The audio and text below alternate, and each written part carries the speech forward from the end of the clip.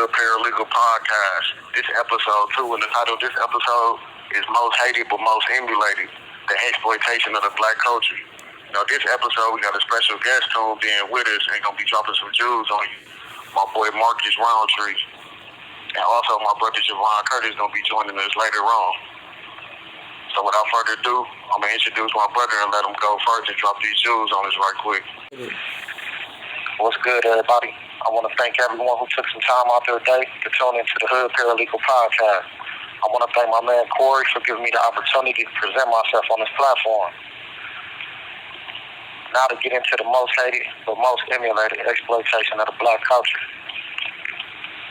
Don't y'all find it ironic and downright comical that in America, if not the whole world, how black American culture is looked down upon, frowned upon, chastised and criticized. Yet the very culture the world claims to hate is the very culture in most cases that is imitated.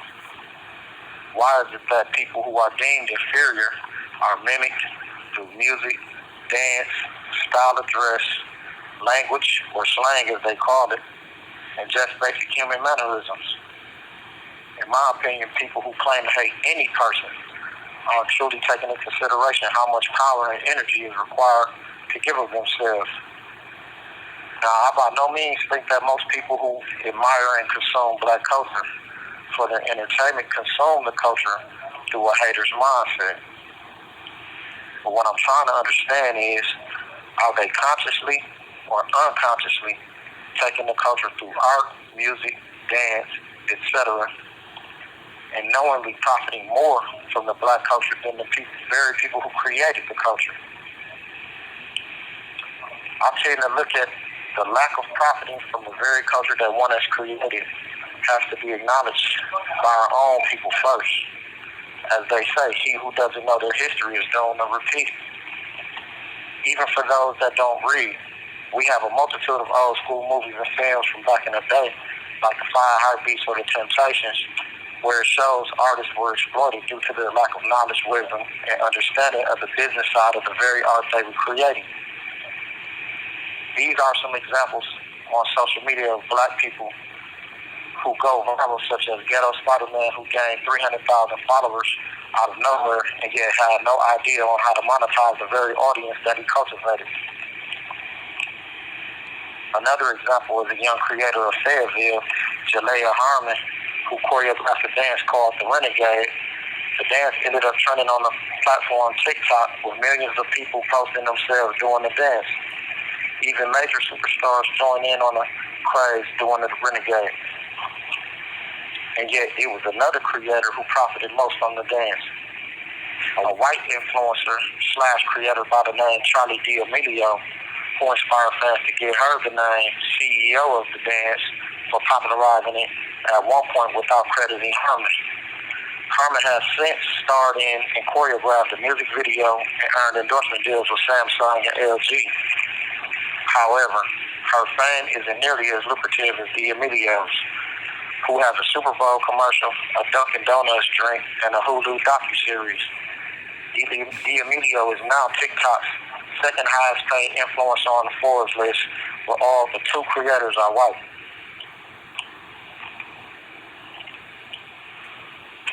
At some point, I think that we, as a people, need to ask ourselves, can we and should we expect others to spend money with black people when the money that black people earn is rarely spent within our own communities?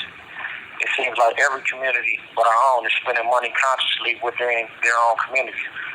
The only thing we have control of is our own actions and reactions as we go about our day to day. Through knowledge and understanding of the dynamics and obstacles we face on a daily, we can hopefully find and gain the wisdom to move our lives towards our goals and dreams. Our natural talents and charisma are God-given. They can be imitated, but never in a natural way.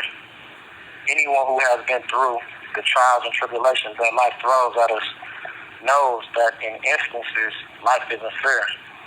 But you also can get out of life what you put into it. Collectively, we can share our knowledge and build upon it for the betterment of our social and personal lives. Prior to Facebook in the late 90s, early 2000s, there was a platform called Black Planet. Like Planet didn't make 10% of the revenue that Facebook, Instagram, and a lot of other current platforms have. The challenge of making money has compelled some young black creators to bond together to leverage their collective power.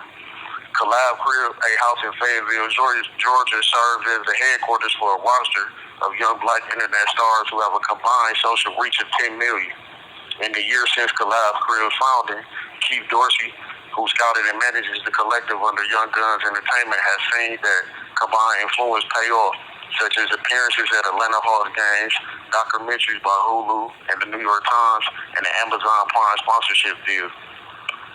Now, despite Collab's Crib's success, creators associated with the house are still underpaid anywhere from 50 to 75% compared to collectives in LA. The influencer pay gap Instagram page documented how companies pay white creators to endorse their products and expect black creators with comparable followers to do the same for less, sometimes free. Keith Dorsey reported that a white creator once told him they were paid $80,000 for the same kind of post that one of the Collab Crib members was paid $10,000 for. Creators are literally building these apps with black culture without black creators ever seeing credit nor dividends. With black people not owning the infrastructure of these platforms, the history of our culture will continue to repeat itself in regards to exploitation. We are not going to see the most benefit or visibility from the culture and content until we part ways from these platforms.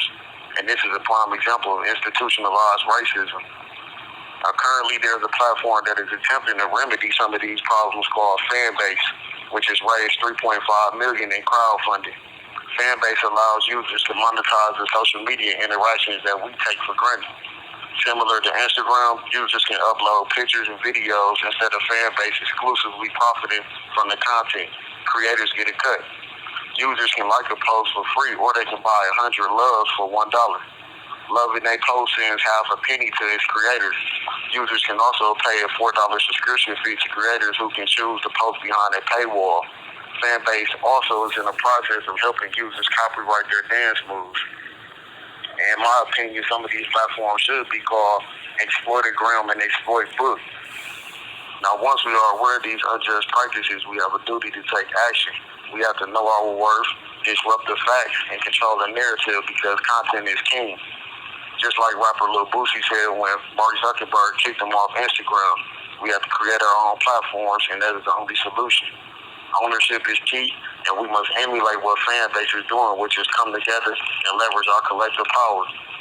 And doing this will hinder the oppressor's ability to interfere with our economic advancement. We have to create platforms that create culture currency, which means platforms that allow black creators to explain their genius and receive fair compensation for their cultural influence. I'm going to pass the mic to my brother, Javon Curtis. Hello, everyone. Thanks for tuning into this episode hosted by Paralegals. I'm Javon Curtis. Most hated but most emulated the exploitation of the black culture. Let's continue. One of the greatest propaganda campaigns of all time was the masterful marketing of the myth of black inferiority. African American, no matter how savvy, educated, or financially privileged, could not completely avoid the conditioning that resulted from increasingly sophisticated bombardment of subtle and not so subtle messages created to reinforce how different and inherently inferior blacks are when compared to whites. We are strong survivors of the Middle Passage, the whip, and the change. We have survived centuries of terror, humiliation, unification, and deprivation. We are smart even when our literacy was illegal. We learned quickly, invented, discovered, built, taught, and excelled against all odds. We are creative, making a way out of quote-unquote no way and constantly birthing and rebirthing American art and culture. So then why after all this time, when calculated the achievement of the American dream, are we still ranked at the bottom of almost every good list and at the top of every bad list? Why, despite our apparent strength, intelligence, and resourcefulness, do we continue to lag behind and languish in so many aspects of the American life? The answer is intricately linked to the hundreds of years blacks have lived with white guilt and black shame. It lurks just beneath the surface of the American consciousness, like a cancer that can't be healed because it can't be discussed honestly and openly. This system of racism has been so effectively built that it actually doesn't rely on individual actors to operate it. That's the brilliant move of racism over the last 100 years. It used to require overt action, but once institutionalized racism is like being on autopilot while driving a Tesla. Your hands don't have to be on the wheel anymore. The system is working toward the desired outcome without you having to do anything to aid it. In closing, us African Americans must conquer the feeling of not being enough. We must evaluate our beasts, our fears, our weaknesses, and develop a remedy for success. These systems put in place must be broken, turn the worst into the best, and a way for us to prosper. Tune into our next episode in which we will be discussing cruel and unusual punishment regarding inadequate mental health care in the Department of Corrections. Also, Hood Paralegals can assist content creators in protecting their brand. We offer content protection packages which include license agreements, synchronizing licenses to license content for movies, commercials, etc. For anyone interested in a consultation about the documents we can prepare, you can contact J. Renee on her social media page or email, and she will relay the message to us. My name is Javon Curtis, JEVONCURTIS, and my DOC number is 559958. My partner, Corey Woodland, COREYWOODLAND, his DOC number is 515-262. We are both housed at Fox Lake Correctional Institution, P.O. Box 189, Phoenix, Maryland, zip code 21131. Thank you.